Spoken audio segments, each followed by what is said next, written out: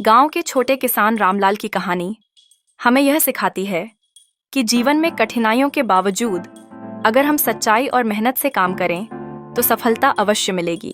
एक समय था जब रामलाल के पास केवल एक ही बैल था। उसके दूसरे बैल की बीमारी के कारण मृत्यु हो गई थी, लेकिन रामलाल ने हिम्मत नहीं हारी और अकेले बैल के साथ ही अपने खेतों की देखभाल करने लगा। गांव के जमींदार ठाकुर साहब ने रामलाल को अकेले बैल से खेती करते देख उसकी हिम्मत को चुनौती दी।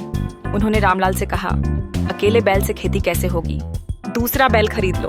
पर रामलाल ने संयम से जवाब दिया, साहब मैं ईमानदारी से मेहनत करूंगा, भगवान कोई रास्ता निकाल ही देंगे। यह उसके दृढ़ निश्चय का प्रतीक था। कुछ दिनों बाद ठाकुर साहब का एक बैल बीमार हो गया और वे उसे बेचने की सोचने लगे। इसी बीच रामलाल ने महसूस किया कि बैल को सही देखभाल की आवश्यकता है। उसने थोड़े थोड़े पैसे जोड़कर बैल खरीद लिया। यह एक साहसी निर्णय था, क्योंकि उसने यह साबित किया कि उसने केवल अपने लिए नहीं बल्कि किसी और की भलाई के लिए भी सोचा। रामलाल ने बैल की सेवा में कोई कसर नहीं छोड़ी। दिन रात उसकी देखभाल की, उसे अच्छे चारे और पानी दिया। महीने बीतने के बाद बैल फिर से स्वस्थ हो गया और खेतों में पहले से ज्यादा ताकत से काम करने लगा।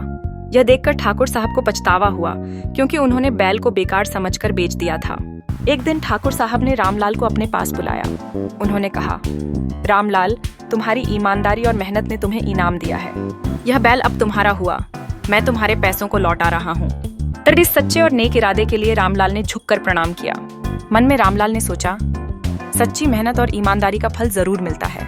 उसने यह अनुभव किया कि अगर हम अपने कार्य में ईमानदारी रखते हैं तो जीवन में हमारी सच्ची कोशिशें कभी व्यर्थ नहीं जाती। यह कहानी हमें यह भी सिखाती है कि अहंकार नहीं बल्कि मेहनत और नैतिकता से ही हम वास्तविक सम्मान और सफलता प्राप्त कर सकते हैं।